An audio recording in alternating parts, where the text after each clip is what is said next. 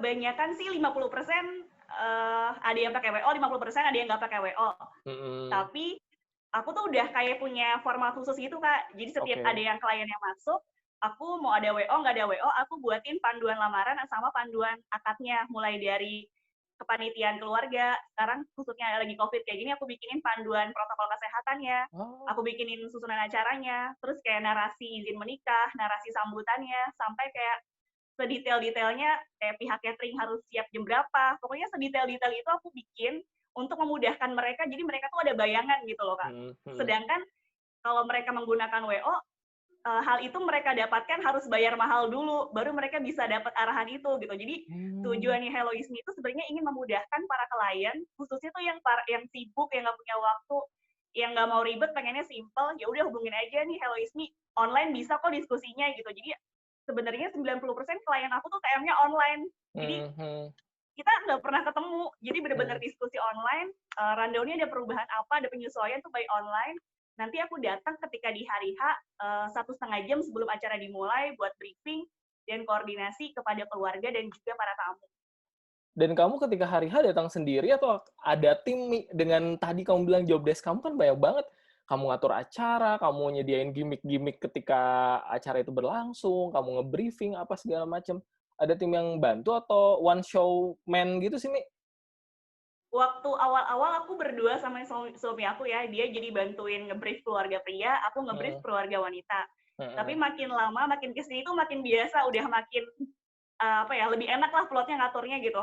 Oke. Jadi lagi COVID kayak gini sih aku sendiri sih Kak, karena Mhm untuk mhm. meminimalisir juga kan jumlah tamunya. Jadi hal yang aku lakukan ketika pertama tiba di acara lokasi itu, aku perkenalkan diri dulu, terus aku Oke. jelasin acaranya nanti akan seperti apa, aku brief posisi duduknya di mana, berdirinya gimana, bahkan kalau layout posisi duduknya kurang sesuai, aku yang geser-geser bangku sendiri. Jadi kayak, Gila, ini idealnya di sini Mi itu Pak, udah ini di kayak sini. WO kali, Mi. Wow, bener-bener maksudnya servisnya tuh lebih banget daripada sekedar MC yang dateng, nge-brief, terus oke ini acara apa segala macem. Berarti kan kamu udah kayak show director ketika acara itu berlangsung dong, Mi?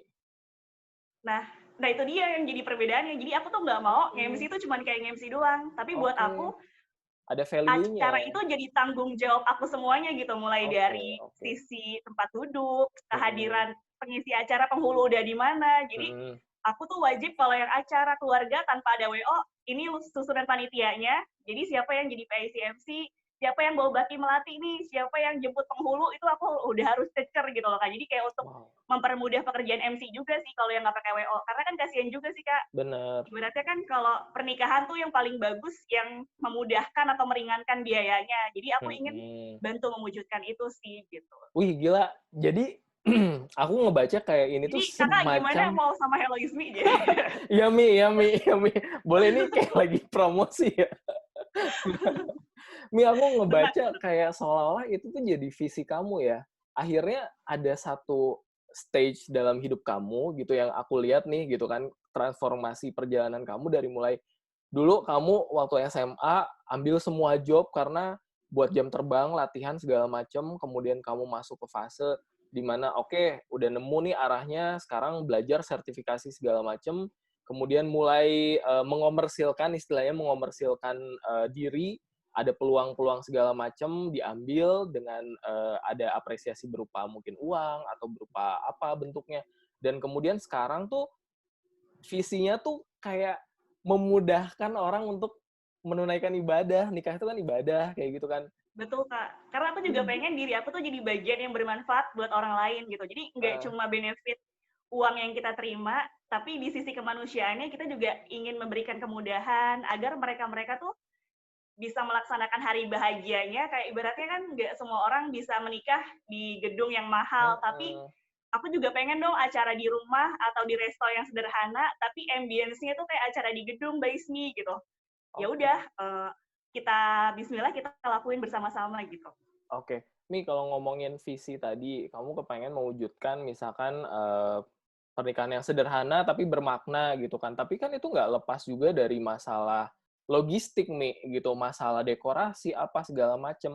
Gimana cara kamu meyakinkan bahwa, ya nggak apa-apa kita ngadain di rumah sederhana tapi acaranya tetap berkesan? Berarti kan ada sesuatu yang kamu yakinkan, sesuatu yang kamu jual bahwa dengan Hello Ismi ini, dengan Ismi ini, meskipun sederhana fasilitasnya, tapi ambience-nya tuh dapet gitu loh. Nah iya, jadi ketika di awal mereka kan juga menanyakan nih Kak, Kak aku dapat Mhm. benefit apa aja ya? Kadang tuh masih suka ada sih Kak yang nanyain, Kak ini aku udah termasuk sound system sama mic ya? Waduh mohon maaf nih ya, paketnya nggak sampai situ Mbak gitu ya. Jadi aku breakdown lagi, aku jelasin lagi dari awal, Mbak, jadi Hello Is Me itu melayaninya ini, nanti Mbak mendapatkan ini. Dan kita tektokan bener-bener via WhatsApp tuh intens Kak. Jadi kayak klien tuh mau nanya apapun, kayak misalnya, Kak nanti seserahannya harus apa ya? Harus buah-buahan aja, makanan aja, atau barang-barang ya Kak? Oh. Nah aku jelasin. Jadi kayak bener-bener mereka mau nanya apa, aku bantu gitu loh Kak. Terus Kak, orang tua aku pengen ada acaranya, ada potong kue atau tiup lilin atau segala macam, oke kita adain gitu. Jadi kayak kita juga nanyain sih Kak, konsep keluarga ini maunya kayak gimana? Ini konsep Heloismi ada kayak gini, kita gabungin boleh? Atau Kak ini ada yang mau dikurangin, ini ada yang mau ditambahin. Jadi kayak dari template atau konsep yang udah aku buat itu masih fleksibel gitu loh Kak, nggak yang harus kayak gini, enggak. Jadi kayak keluarga juga berwenang untuk merubah atau menyesuaikan konsep yang sesuai yang mereka inginkan gitu. Mhm mhm mhm. Aku Dan dari penasaran, Mi. vendor, Oh iya, lanjut, Mi. Gimana dari vendor? lanjut. Acara yang sederhana, paling sederhana menurut kamu ketika kamu menjalankan atau ketemu klien tuh acara yang seperti apa sih, Mi? Yang menurut kamu ini sederhana banget gitu, tapi tetap jalan gitu? Ya, ada klien aku, jadi dia Masya Allah ya udah kayak hijrah gitu loh Kak. Jadi kayak Mhm. udah hijrah, mereka menikah dengan ta'aruf dan tidak ada sama sekali prosesi pengalungan melati, nggak ada. Kayak penyerahan seserahan simbolis tuh nggak ada. Jadi hal-hal yang di luar berlebihan secara Islam tuh nggak ada gitu. Kayak Oke. musik, apalagi musik ya, musik dia menghindari musik gitu. Terus sebagai MC kan aku juga mencoba mengakomodasi gitu Kak. Oh jadi maunya keluarga kayak gini, aku kayak gini Mbak, tapi nggak apa-apa nih kalau misalnya nggak ada musik nanti akan seperti ini gitu. Mhm mhm. Iya Mbak nggak apa-apa, aku percayain sama Hello Ismi, Mbak Ismi kan pandai ini berkata-kata, aku maunya Mbak Ismi aja yang berkata-kata untuk mengisi ambience itu, aku nggak perlu musik gitu. Jadi ya udah kita Bismillah mengadakan kayak ibaratnya kayak pernikahan syar'i gitu Kak, tanpa musik dan benar-benar tanpa ada embel-embel apa ya di luar yang berlebihan, yang bermegah-megahan gitu. Jadi ya udah gitu Bismillah. Oke oke. Aku juga pernah punya pengalaman, Mi, karena kan aku juga punya hobi fotografi gitu ya. Terus aku pernah ada temanku yang mereka itu menikah dengan cara ta'aruf.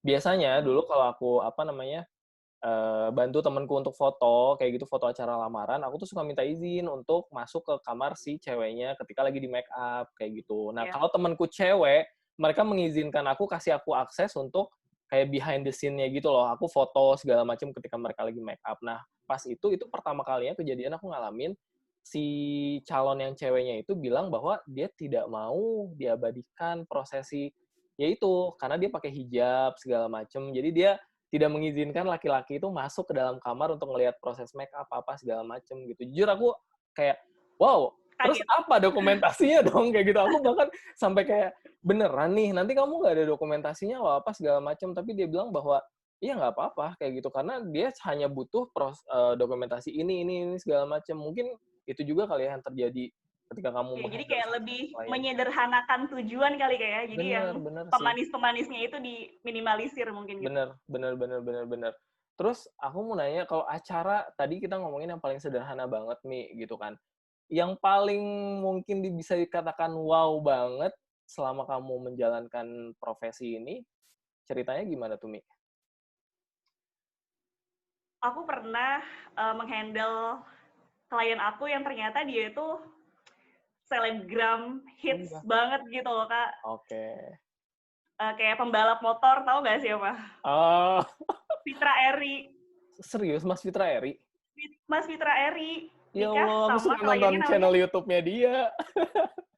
Fitra Eri sama Mbak Rima kan. Jadi Mbak Heeh, Rimanya sendiri yang kontak aku secara pribadi kayak terharu banget ya sih Kak? oke. Iya iya iya iya iya. Pembalap mobil. Pembalap mobil, iya iya, heeh. Ya, Mas Fitra Eri. Yang tamu-tamunya tuh kayak Kapten Vincent, terus kayak Hmm. wow gitu kan. Terus kayak Mhm. banyak juga sih kayak teman-teman di kalangan artis atau kayak pengusaha-pengusaha yang namanya cukup ternama gitu ya, mungkin bisa dirahasiakan gitu ya namanya. Oke, Jadi kayak wow, terus kayak vendor-vendornya kan udah mulai naik juga nih Kak, bener lama-lama menengah ke atas gitu. bener. Wow, oke terharu banget ya. Awalnya tuh kayak norak banget gitu loh Kak, Hello It's Me kayak, wow udah hotel bintang 5 nih naik nih gitu. Padahal dulu cuma kayak di rumah, di resto. Perasaannya gimana sih Kak? Seriusan nih gitu. Maksudnya bukan kita belum pernah ke hotel sama sekali ya, tapi Iya, memandu di acara yang besar sakral di scope-nya. hotel bintang 5 tuh kayak suatu achievement juga sih Kak buat aku, Bener ternyata bener aku udah bener. dihargai di titik ini loh, ternyata udah bisa setara dengan MC-MC senior yang Masya Allah gitu loh Kak, padahal aku kayak masih terus belajar gitu, masih kayak fokus apa yang perlu di-improve gitu. Oh, menarik sih, Mi, menarik. Dan itu kan prosesnya nggak gampang ya, kalau mungkin sekarang orang ngelihat bahwa, "Oh, enak ya Ismi," gitu, dari foto-fotonya. Sekarang kan kita gampang banget ngejudge orang dari Instagram ya, kayak gitu. "Oh, Ismi fotonya bagus-bagus, bajunya bagus, acaranya kece-kece, dekorasinya bagus-bagus, keren-keren. Udah sukses ya sekarang," kayak gitu. Tapi kan mereka tidak Padahal tahu nggak semudah proses. itu prosesnya panjang gitu ya. Jadi kayak Hmm, latihan intonasi aja dulu kan sama guru bahasa Indonesia, terus digembleng juga kan sama ayah kan, ayah kayak pembaca puisi MC juga. Sampai aku tuh nangis-nangis latihannya gitu kayak intonasinya tuh nggak boleh abe-abe, harus kayak improvisasi nada gitu kayak artikulasinya tuh harus jelas kayak gitu. Terus ini tuh acaranya kayak gini, kamu harus menyesuaikan kayak gini. Ini tuh orang tua acaranya kayak gini, kayak gitu-gitu loh, Kak. iya sih iya sih. Apa sih, Mi, tantangan terberat yang kamu, apa namanya, yang kamu lalui untuk bisa sampai di titik saat ini, Mi, yang benar-benar bikin kamu nggak bakal pernah ngelupain itu, Mi? Apa ya tantangan terberatnya? Selain tadi dimarahin ya?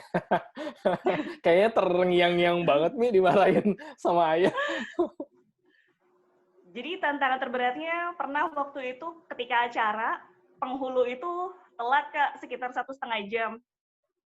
Dan posisinya klien aku tuh udah nangis-nangis Ya yang Allah. ceweknya. Mhm. Jadi kayak antara batal nikah, tapi kayak tamu tuh udah kayak perlu dikasih makan cepet nggak sih kalau udah nunggu selama Iya itu gitu kan. iya, Terus jadi kayak sebagai MC kayak harus koordinasi ke keluarganya, gimana penghulunya udah bisa dijemput atau gimana gitu. Kita mencoba untuk menenangkan, akhirnya menenangkan. kita kita apa atur jadwal rundown-nya, kita persilakan dulu nih coffee break dulu untuk tamu karena mau nggak mau kan 1,5 jam waktu yang lama gitu kan, kita mohon maaf kepada tamu undangan untuk berkenan menunggu, dan aku juga coba bantu nenangin klien aku gitu kan, dan alhamdulillah akhirnya sih jadi menikah sih Kak, dan itu pengalaman yang berharga banget. Jadi kayak aku kayak harus persiapan banget khususnya buat keluarga-keluarga, aku kayak kasih reminder untuk keluarga yang tanpa WO, mohon untuk dipersiapkan kontak Mhm. person penghulu, dijemput atau tidak, pokoknya hal-hal yang kayak gitu aku detailin lagi tuh Kak untuk apa ya, memperlancar dan jangan sampai ada klien-klien aku yang lain tuh mengalami hal tersebut gitu. Bener bener, dan itu kan kamu belajar ya, Mi, maksudnya dari setiap pernikahan pasti akan ada pelajaran, dari setiap acara kan pasti akan ada pelajaran yang pada akhirnya kamu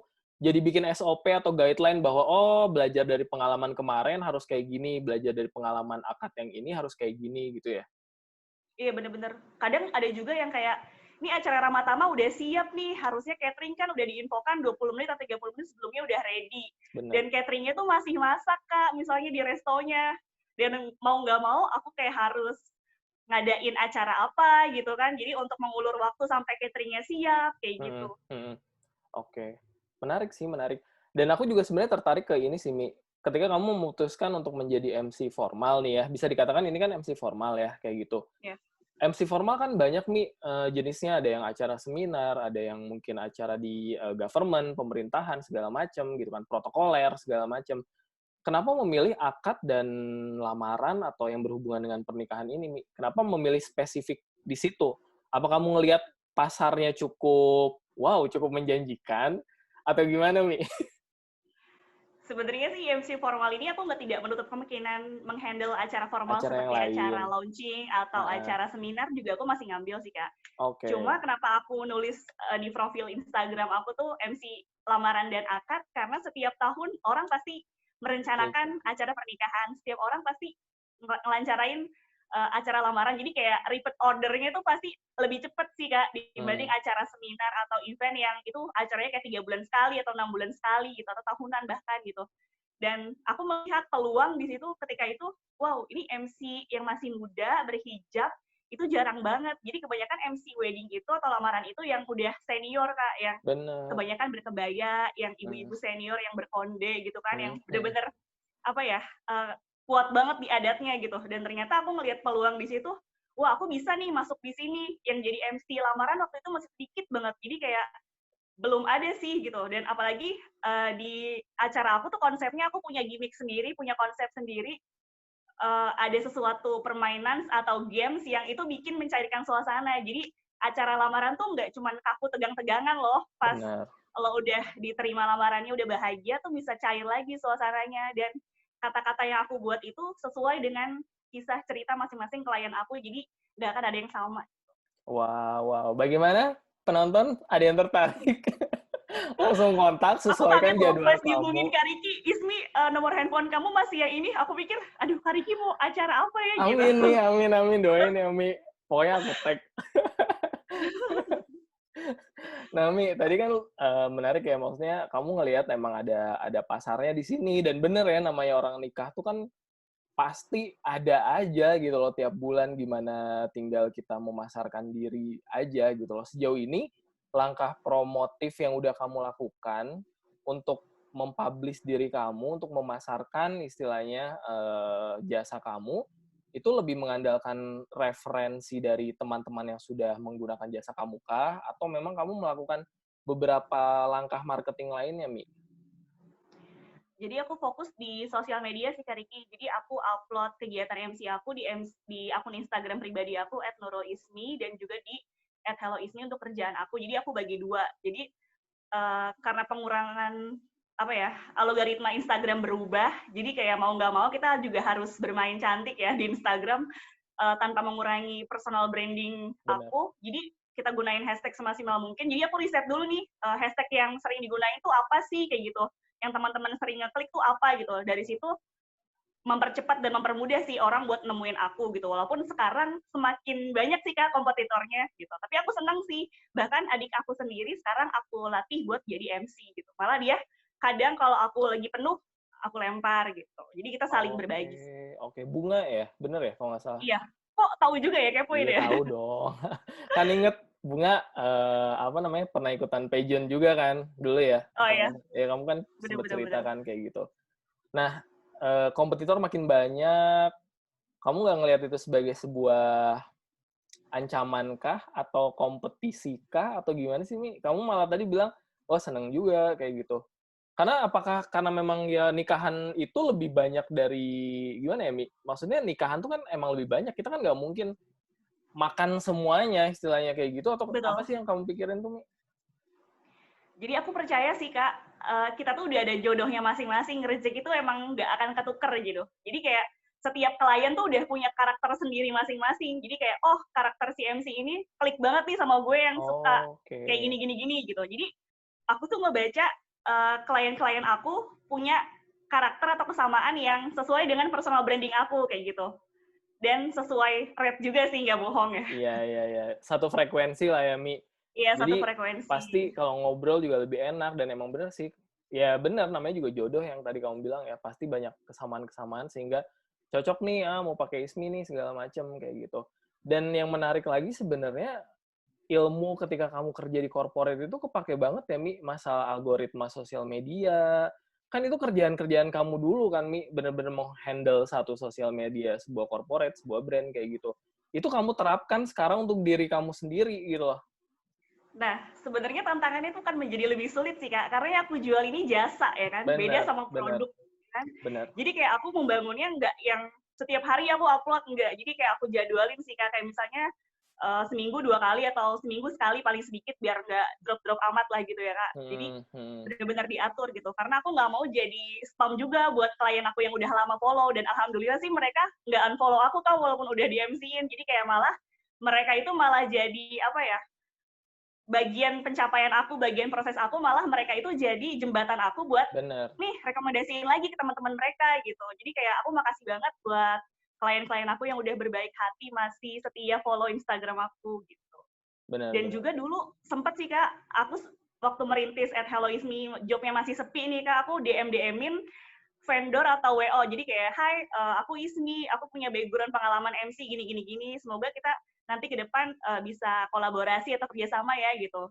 Dan dari sekian banyak vendor atau WO yang udah aku kirimin, alhamdulillah Kak ada 1, 2 lah yang respon yang welcome, dan alhamdulillah sampai sekarang sih kita menjalin komunikasi yang baik. Jadi kayak nggak mudah juga sih Kak menerima orang Bener. baru yang bukan apa-apa gitu. Tapi aku kayak bersyukur banget masih ada orang yang masih peduli ya, orang-orang yang mau merintis dari bawah gitu. Mhm mhm mhm. Menurutku sih yang bikin kamu, apa ya, dikenal, kemudian ada istilahnya repeat order, segala macam, itu bukan cuma dari skill, bukan cuma dari value yang kamu hadirkan, service lebih yang kamu tawarkan, berupa tadi kamu ngatur acara, kamu menyediakan jasa konsultasi kalau mereka mau nanya masalah hantaran, segala macam. Tapi masalah di attitude juga, gitu loh. Karena banyak MC yang oke sebenarnya, tapi ketika diajak kerja sama tuh, aku pribadi ya dari pengalamanku gitu loh, ketika ngajak satu MC gitu, namanya udah tinggi, namanya udah gede, tapi begitu di lapangan kayak, "Kok gini ya?" gitu, "Kok gini ya? Beda ya sama yang ada di layar kaca." Ada kejadian nggak, Mi, yang nggak mengenakan berhubungan dengan klien yang nyebelin, yang apa segala macam? Ada dong, Mi. Ayo spill the tea. Gitu. Kadang sih aku juga ngerasa sih Kak kalau ketemu vendor atau WO atau klien tuh jodoh-jodohan gitu ya Kak. Jadi kayak ada aja yang bikin, misalnya kita udah sabar banget ya, karena aku percaya ilmu komunikasi itu adalah ilmu melayani, mulai dari Bener. kita senyum dari hati, pokoknya klien bawel banget, kayak misalnya aku udah punya format nih, pokoknya MC itu datangnya 1 jam sebelum acara gitu. Sedangkan klien aku tuh ngotot, pokoknya 2 jam sebelum acara, papa saya mau ketemu ya Mbak, gitu. Dan itu Mmm, acaranya jauh juga Kak. Jadi kayak mmm, aku udah berangkat sepagi mungkin, dan ketika aku udah ketemu si klien itu, ngobrol ini cuman kayak buat mastiin gitu doang Kak, mmm, "Mbak, ini tadi gimana? Gini gini gini gini gini." Udah gitu aja gitu. Lah mmm, kirain tuh ada ada hal perubahan yang apa gitu ya? dramatis atau Iya. apa hal yang bener-bener urgent gitu yang kayak Mhm harusnya mhm aku ada di situ gitu. Jadi kayak mhm. apa ya, menenangkan klien itu juga nggak cukup sih Kak, memang ada klien yang rewel, ada klien yang ya kalem-kalem aja, Macem-macem. kayak terima aja gitu. Terus ada juga WO yang kadang misalnya kita masih ngasih masukan nih, misalnya kayak, "Mbak, penghulu posisinya udah di mana ya?" Gitu. Jadi kayak agar kita bisa ngepasin nih mulai sambutan penyerahannya jam berapa gitu. Mhm "Enggak Mbak, sekarang kita udah mulai aja nih, penghulunya udah siap kok, sebentar lagi sampai," gitu. Dan ternyata penghulunya tuh telat Kak, ketika kita udah ah, mulai sambutan penyerahan penerimaan, otomatis sudah baca Quran, udah tinggal nunggu ijab kabul, penghulu belum datang. Otomatis suasananya kepotong dong Kak, benar benar kayak benar. ya ambience-nya kayak udah kurang dapet gitu Heeh kan. heeh. Dan kayak tamu juga udah mulai bete kan gitu. "Tuh kan Mbak, tadi kan aku udah kayak mencoba menyarankan, tapi Mbak memilih untuk dimajukan duluan. Jadi ini opsinya gimana nih Mbak?" Jadi aku tetap Mmm, menyarankan sih Kak, nggak mau kayak main salah-salahan di tempat karena udah nggak ada gunanya lagi. Jadi aku menyarankan, "Ya udah Mbak, nasihat pernikahannya dimajukan dulu, jadi nanti setelah sah, udah nggak ada nasihat pernikahan lagi, tinggal doa aja," jadi mhm gitu. mhm.